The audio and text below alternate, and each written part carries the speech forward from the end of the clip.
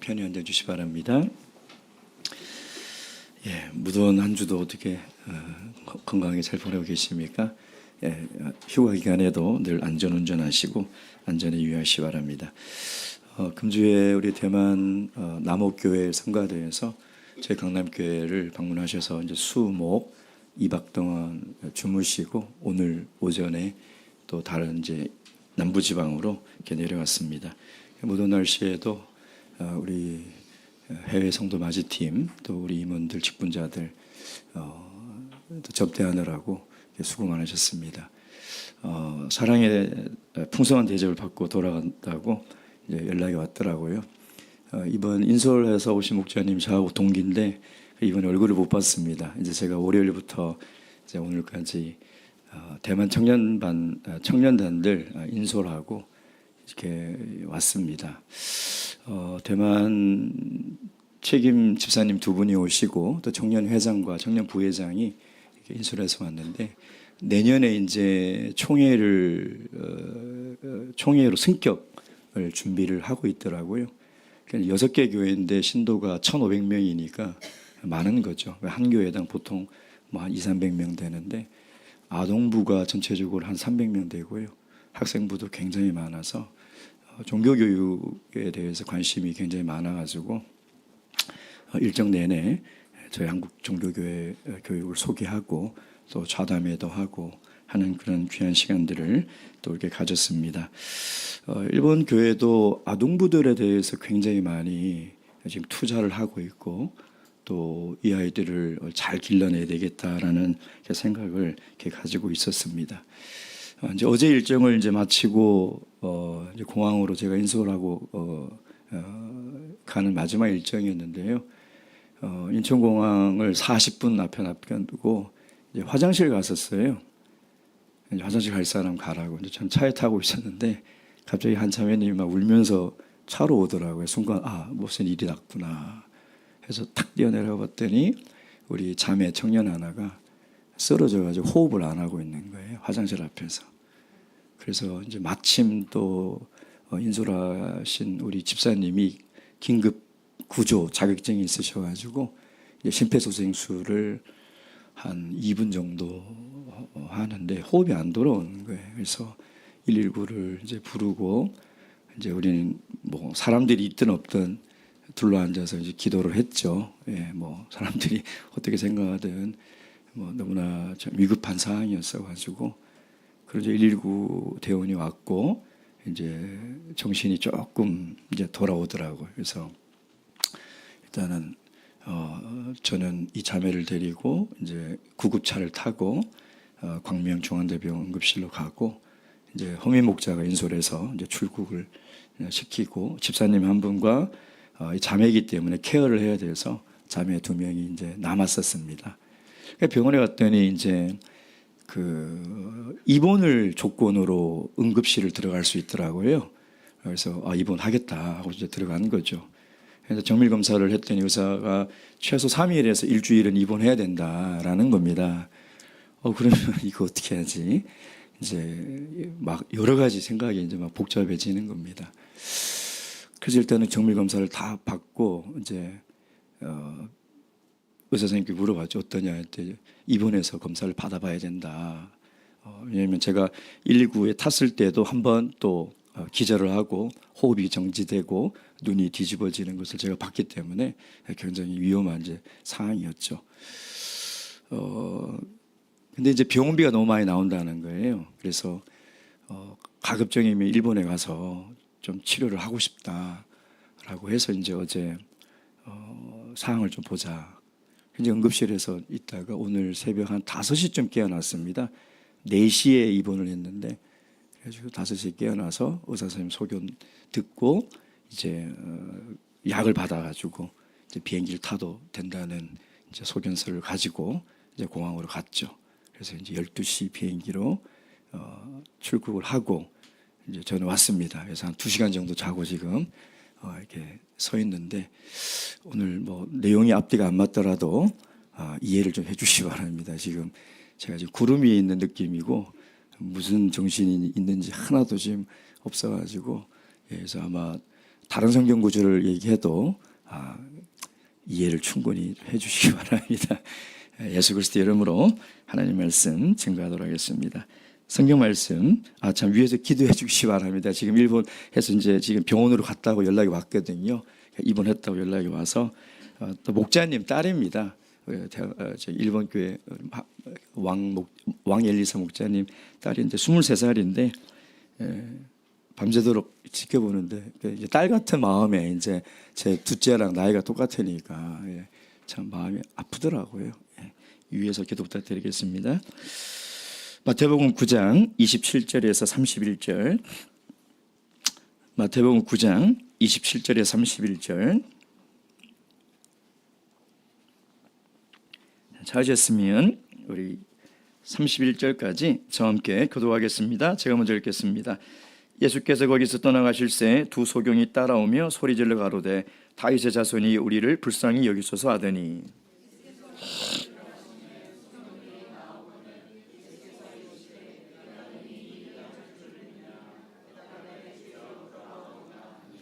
이에 예수께서 저희 눈을 만지시며 가라사대 너희 믿음대로 되라 하신대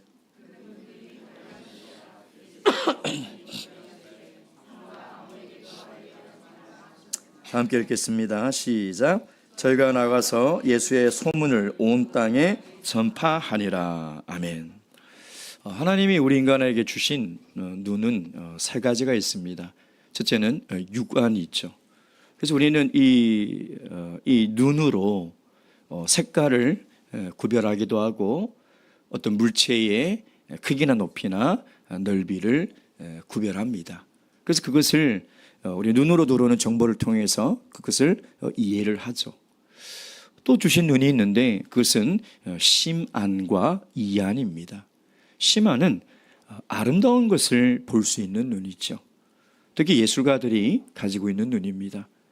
평범한 사람들은 보지 못하는 그 아름다움을 이 심안이 있는 사람들은 그걸 보고 발견하고 찾아내서 그리기도 하고 글로 표현을 하기도 합니다.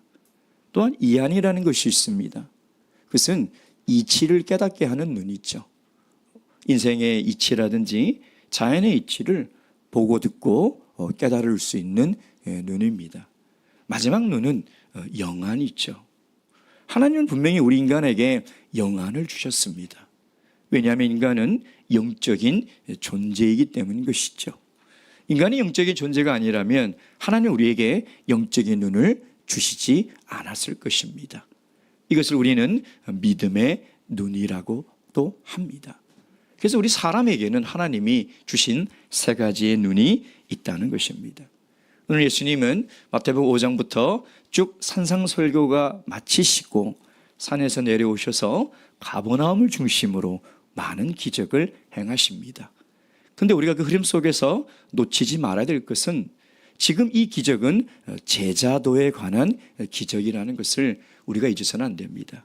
이제 다음 시간에 그 내용들이 나오게 되는데 그래서 이 기적 자체가 중요한 것이 아니라 이 기적을 통해서 새로운 하나님 나라의 백성, 즉 예수 그리스도의 제자들의 삶이 어떠해야 하는가, 그것을 이 마태복음 8장, 9장 수많은 기적을 통해서 우리에게 이야기를 하고 있는 것이죠. 또한 이 기적을 통해서 예수님은 당신이 가지고 온 이 하나님의 나라가 어떤 것인가, 이것은 긍휼의 나라이며 자신이 누구인가, 바로 메시아이는 신적 권위로 자연의 세계뿐만 아니라 영적인 세계까지 다 관할하시는 창조주 하나님임을 이 기적을 통해서 우리에게 이야기를 하고 있습니다.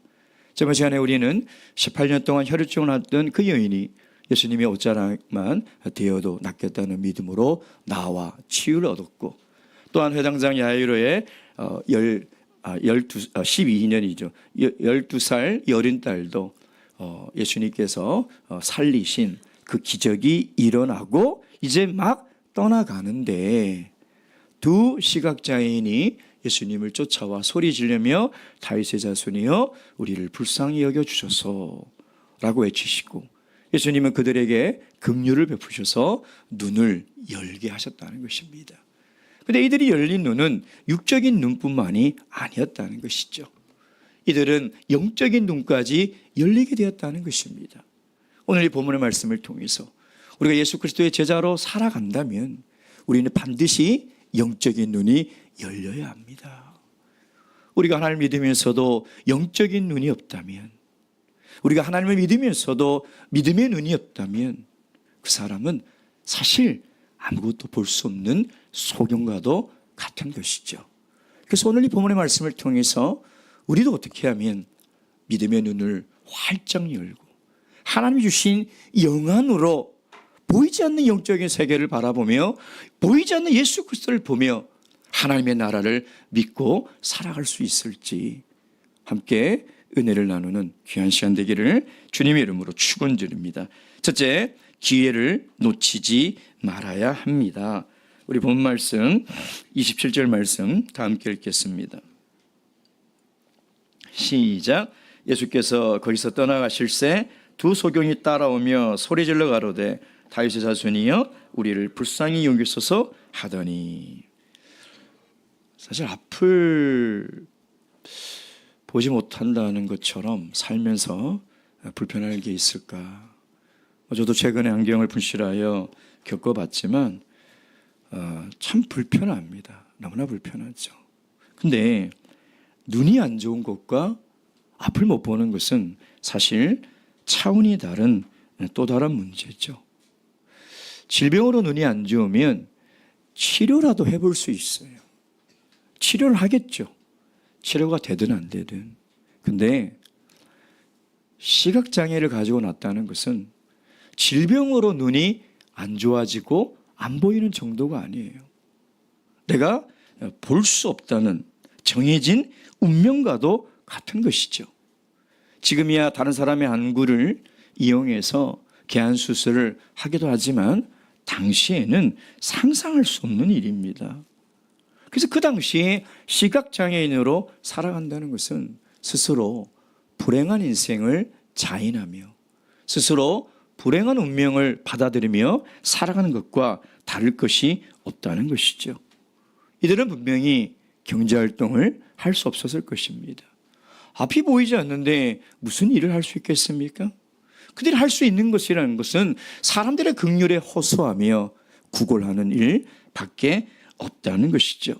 즉 다른 사람의 도움 없이는 하루도 살아갈 수 없는 그런 어쩌면 막막하고 고통스럽고 슬픈 하루하루의 삶을 살아가는 사람들이었습니다. 근데 이들을 더 힘들게 하는 게 있어요. 그건 바로 하나님께 저주받았다는 인생의 낙인이라는 것이죠. 요한복음 9장 1절 말씀. 요한복음 9장 1절 2절.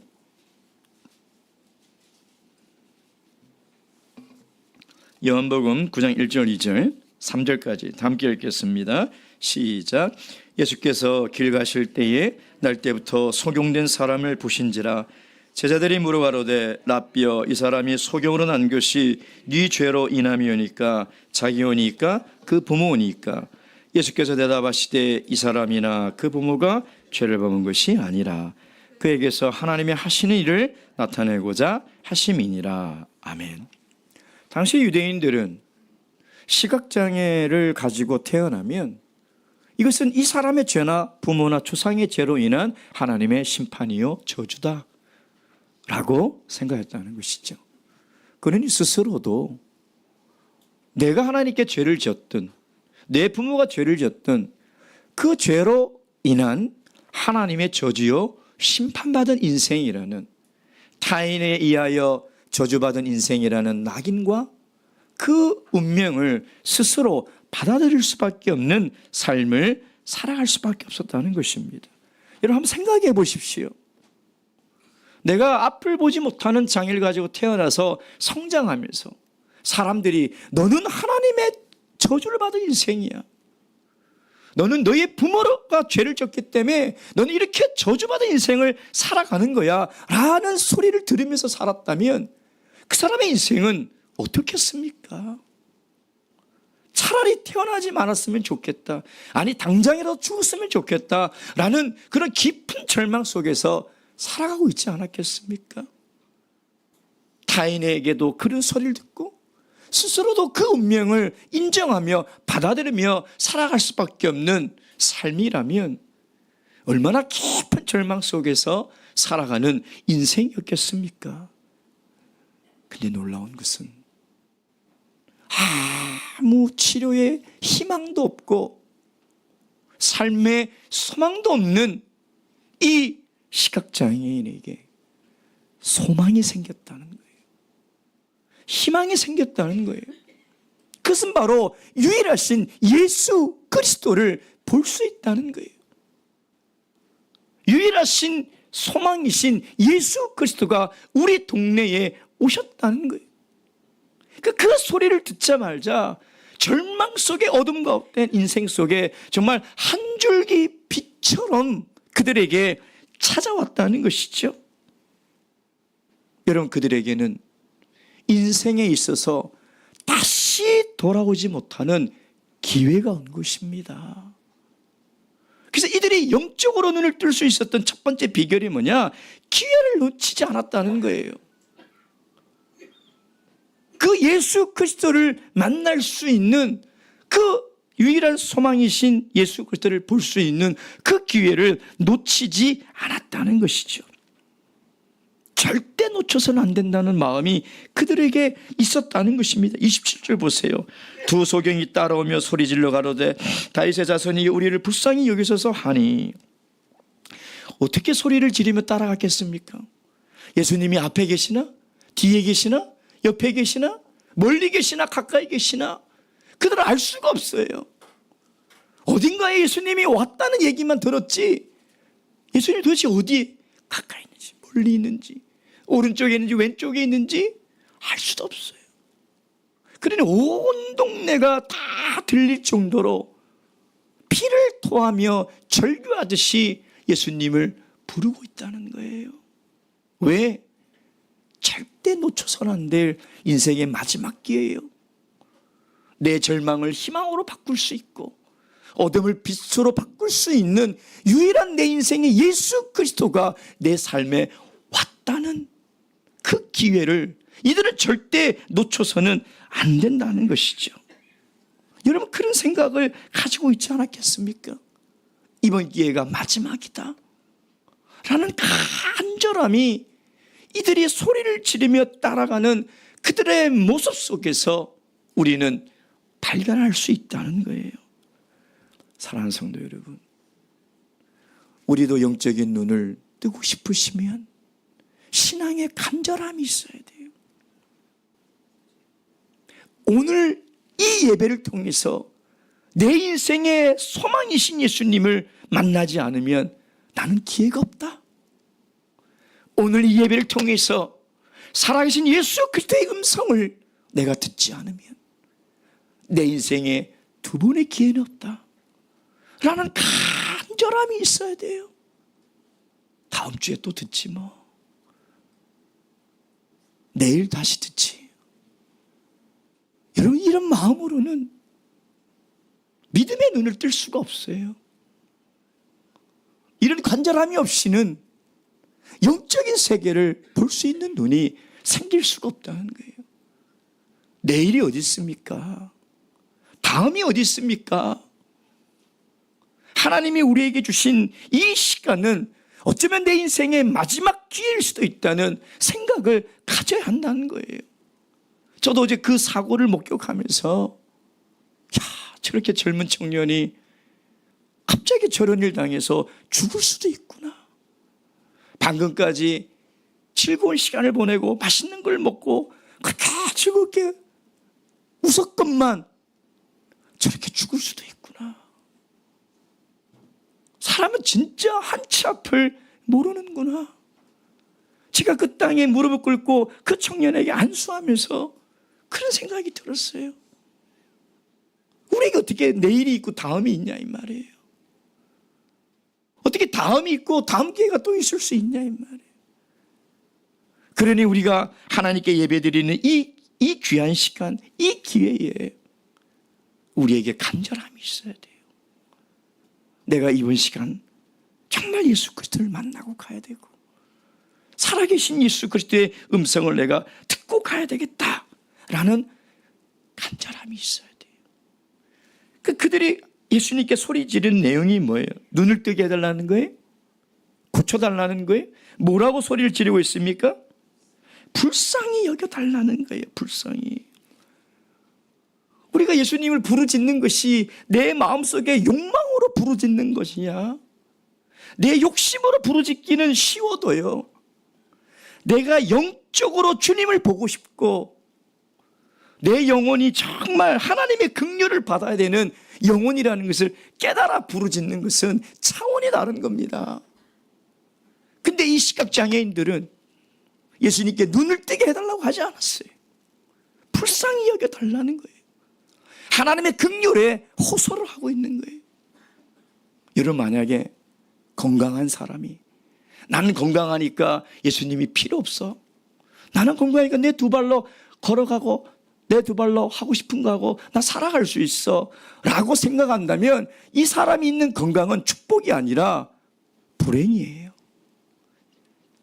누가 불쌍한 사람이에요, 여러분? 이 사람이 불쌍한 사람이에요. 자기가 건강하다고 생각해서 예수 그리스도의 긍휼을 구하지 않아요. 오늘도 주님 내 건강을 지켜주시고 오늘 하루의 생명을 주님께서 붙잡아 주시옵소서, 나를 긍휼히 여겨주셔서 오늘도 주님 안에서 평안히 살 수 있도록 주님이 붙들어 주시옵소서 라는 기도를 안 해요. 왜? 건강하니까. 건강한 사람이 이런 기도를 하겠냐 이 말이에요. 근데 이 사람은 이 건강은 오히려 그 인생의 불행이라는 거예요. 차라리 질병이 있으면 하나님의 긍휼을 구하고 하나님을 붙들고 예수를 붙들고 하루하루를 살아가죠. 이 사람이 복된 사람이에요. 이 사람이 진짜 복된 사람이에요. 물질이 넉넉한 사람은 내가 물질이 넉넉하니 예수님께 구할 게 없다고 생각해요. 왜? 돈이면 다 되니까. 돈으로 내가 사고 싶은 거 다 사고 가고 싶은 거 하고 하고 싶은 거 다 하는데 예수님께 불쌍히 여겨달라고 기도할 이유가 뭐가 있냐 이 말이에요. 이 사람은 돈이 그 사람에게 축복이 아니라 저주예요. 저주. 예수 그리스도를 붙들지 않고 살아가는 인생, 예수 그리스도가 필요 없는 인생이에요. 돈이면 되고 건강이면 되는 인생. 여러분, 진짜 불쌍한 인생이 이런 인생이에요. 내가 정말 건강해도 내가 부유해도 하나님 앞에서는 한없이 하나님의 긍휼이 필요한 불쌍한 영혼이고 불쌍한 죄인이라는 것을 깨닫고 살아가는 이 사람이 진짜 행복한 사람. 이 사람이 안 불쌍한 사람이에요. 병든 사람이 불쌍한 게 아니에요, 여러분. 병든 사람 불쌍한 눈으로 혀를 차며 보지 마세요. 오히려 그 사람이 훨씬 복된 사람일 수 있어요. 가난한 사람을 불쌍히 여기지 마세요. 아니, 불쌍한 마음으로 쳐다보지 마세요. 오히려 그 사람이 훨씬 복된 삶을 살아갈 수 있는 거예요. 왜? 날마다 예수님이 아니면 살아갈 수 없는, 예수님만이 인생의 유일한 소망이고 희망으로 붙들고 살아가는 이 사람이 진짜 행복한 사람이에요. 여러분, 어떤 삶을 살고 계세요? 늘 하나님께 긍휼을 구하십니까? 늘 하나님께 나를 불쌍히 여겨달라고 하나님만 붙들고 살아가십니까? 바라옵기는 오늘 이 두 소경의 간구를 통해서 우리 인생의 유일하신 소망이시며 희망이신 예수 그리스도만을 붙들고 살아갈 수 있는 그 간절함이 우리 마음속에서도 회복이 되어 우리도 영적으로 눈을 뜨고 살아갈 수 있기를 주님의 이름으로 축원드립니다. 두 번째, 우리가 영적으로 눈을 뜰 수 있으려면 믿음이 있어야 됩니다. 27절, 28절 말씀. 27, 28 다시 읽겠습니다. 시작. 예수께서 거기서 떠나가실새 두 소경이 따라오며 소리질러 가로되 다윗의 자손이여 우리를 불쌍히 여기소서 하더니 예수께서 집에 들어가심에 소경들이 나오거늘 예수께서 이르시되 내가 능히 이 할 일을 믿느냐 대답하되 주여 그러하오이다 하니. 지금 이 시각장애인들은 예수님을 향해서 뭐라고 그러냐면 다윗의 자손이시여. 이게 마태복음에서 처음 나오는 거예요. 예수님을 다윗의 자손이라고 부르는 것은 예수를 그리스도라고 부르는 거예요. 예수를 메시아라고 부르는 거예요. 왜냐하면 유대인들은 메시아는 다윗의 후손으로부터 온다는 믿음이 있어서 지금 메시아를 기다리는 대망 사상이 가득 찬 시대를 살아가고 있는 것이죠. 근데 그들은 예수 그리스도를 구세주 그리스도로 보았다는 거예요. 예수님을 한 번도 본 적이 없는 사람들이에요. 아니, 볼 수가 없는 사람들이죠. 예수님이 어떻게 생겼는지 볼 수 없는 사람들이에요. 근데 볼 수 없는 사람들이 한 번도 본 적이 없는데 예수님을 예수 그리스도 메시아 구세주로 믿었다는 거예요. 그래서 지금 예수님을 향해서 이렇게 이야기를 하고 있는 것이죠. 여러분, 지금까지 보세요. 예수님이 수많은 기적을 행하는데 예수님을 뭐라고 생각해요? 그냥 선지자 정도, 아니면 나사렛에서 출신한 아주 그냥 가난한 목수의 아들. 유대인들은 뭐라고 생각해요? 귀신의 왕으로, 정신병자로 그렇게 생각하는 거예요. 그러니까 그들은 기적을 보고도, 예수 그리스도를 보고도 예수가 구세주임을 발견하지 못하는데, 앞을 보지 못하는 이 시각장애인들은 예수님을 본 적도 없음에도 불구하고 예수가 메시아임을, 예수가 그리스도임을 믿고 지금 선포하고 있는 것이죠. 그래서 이들의 이 부르짖음은 베드로가 가이사랴 빌립보에서 주는 그리스도시요 살아계신 하나님의 아들이십니다 라는 고백과 똑같은 고백이에요. 똑같은 고백. 우리야 지금 이 고백이 너무나 당연하지만 당시에 이 사람들의 고백은 충격적인, 이건 믿음이 없이는 절대 할 수 없는 고백이라는 것이죠. 또한 예수님께서 그들에게 뭐라고 그럽니까? 뭐라고 그래요? 내가 능히 이 일을 할 줄 믿느냐? 그들이 대답하되 주여 그러하오이다. 이게 뭐냐면 아멘 하는 거예요. 믿습니다. 그렇게 될 겁니다. 눈을 뜰 수 있다는 확실한 믿음을 가지고 왔다는 것이죠. 그렇다면 이들이 예수님을 볼 수도 본 적도 없는데 도대체 어떻게 이런 믿음이 생겼냐 이 말이에요. 도대체 이 믿음은 어디서부터 왔냐 이 말이에요. 마태복음에는 그 경로를 자세하게 이야기하고 있지 않습니다. 우리가 전체 내용을 쭉 봐야 되는 것이죠. 그 윗절에 보면 26절, 그 소문이 그 온 땅에 퍼진지라. 이들은 눈으로 볼 수 없었지만 귀가 있었어요. 그렇죠? 예수님의 소문을 들은 거예요. 근데 그걸 그냥 한 귀로 듣고 한 귀로 흘려버리는 그냥 신기한 일이 일어난 정도로 들은 게 아니라는 거예요. 예수님이 말씀하신 산상수훈의 말씀도 들었을 거예요. 그 예수님이 행하신 기적의 이야기를 들으면서 그들의 마음속에 소망이 생긴 거예요. 예수님이 병자를 치유하시고 귀신을 쫓아내신 그 가버나움에서 행한 그 기적들을 들으면서 그들에게 믿음이 생긴 거예요. 그들은 볼 수 없지만 두 귀가 있었기 때문에 하나님의 말씀을 들으면서 믿음이 생긴 것이죠. 로마서 10장 17절 18절 말씀. 로마서 10장 17절 18절 말씀. 로마서 10장 17절 18절 말씀입니다. 다 함께 읽겠습니다. 시작. 그러므로 믿음은 들음에서 나며 들음은 그리스도의 말씀으로 말미암았느니라. 그러나 내가 말하노니 저희가 듣지 아니하였느뇨. 그렇지 아니하다. 그 소리가 온 땅에 퍼졌고 그 말씀이 땅끝까지 이르렀도다 하였느니라. 아멘. 이 세상의 것들은 눈으로 보고 만져보고 체험해서 알 수 있지만 영적인 세계, 영적인 존재의 하나님은 말씀을 통해 생긴 믿음으로밖에 알 수 있는 방법이 없어요.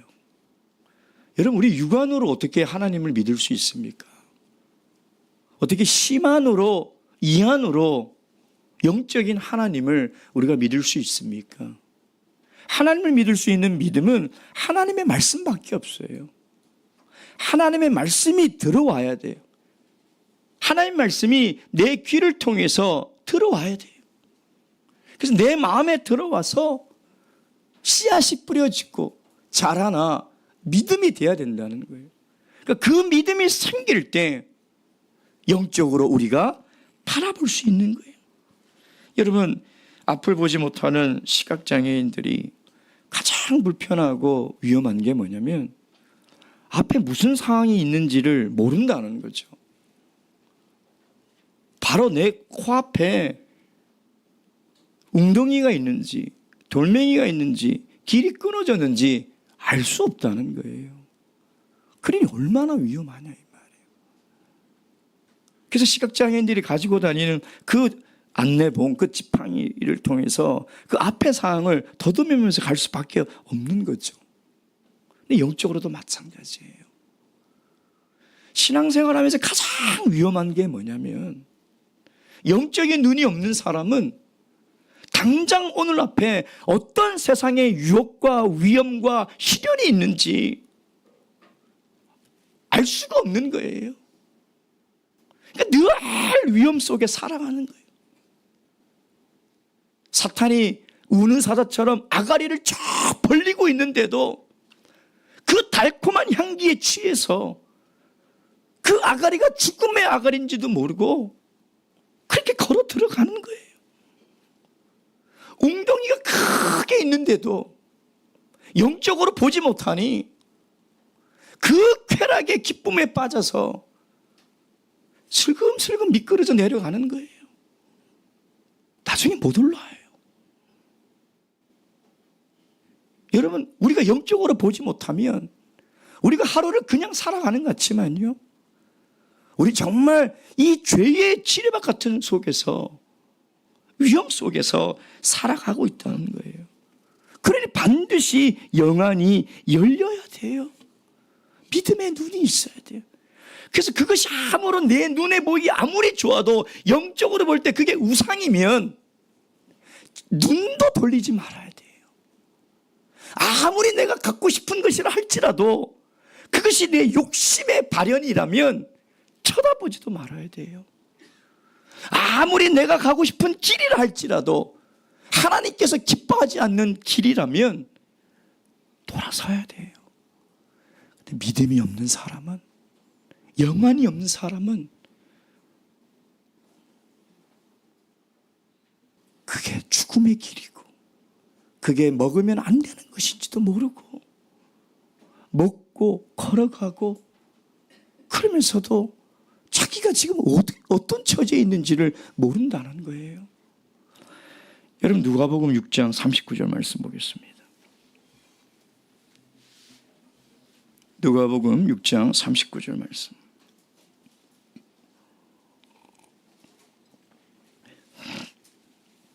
누가복음 6장 39절 다 함께 읽겠습니다. 시작. 또 비유로 말씀하시되 소경이 소경을 인도할 수 있느냐? 둘이 다 구덩이에 빠지지 아니하겠느냐? 지금 소경이 소경을 인도하는 이 인도하는 소경을 누구를 지금 비유하는 겁니까? 바리새인들과 서기관들이에요. 이들은 스스로 본다고 생각해요. 그래서 저는 너희들이 스스로 본다고 하니 너희가 죄가 그대로 있다는 거예요. 차라리 너희들이 보지 못한다면 죄가 없거니와 너희들이 본다고 착각하니 너 그 죄가 있다는 거예요. 지금도 얼마나 이런 착각 속에 살아가는 성도들이 많아요. 자기는 본대요. 그 길이 맞대요. 그게 얼마나 무서운 건데, 그게 얼마나 위험한지도 모르고 자기 욕심에 이끌려 살아가면서 그게 맞다고 하는 거예요. 여러분, 그러니 내가 믿음의 눈이 떠여져 있는지, 내가 지금 영적인 눈을 뜨고 오늘 하루를 살아가는지는 너무나 중요한 일이라는 것입니다. 사랑하는 성도 여러분, 지금 이 세상은 영적으로 죄로 아주 캄캄한 곳이에요. 세상 사람들은 다 영적인 소경으로 살아. 저 사람들 왜 저렇게 살지?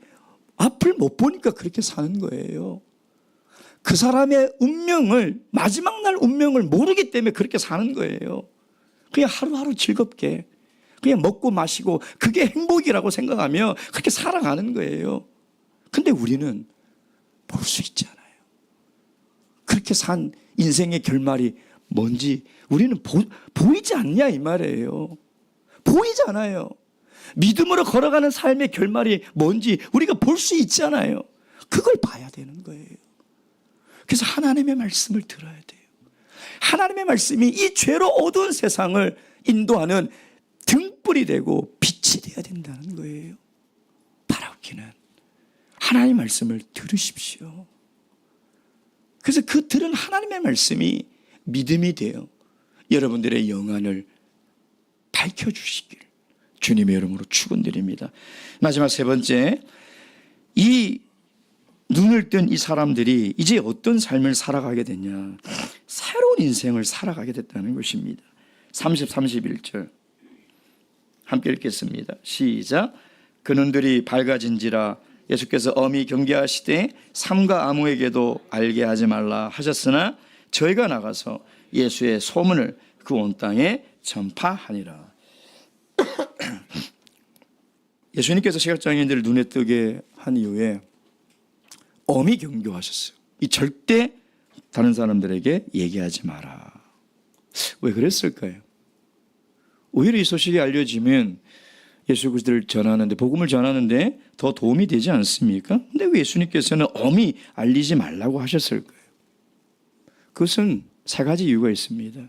첫째는 이 예수님에 대해서 잘못 알려질 수 있었기 때문이죠. 아직 예수님의 초기 사역 기간이라는 겁니다.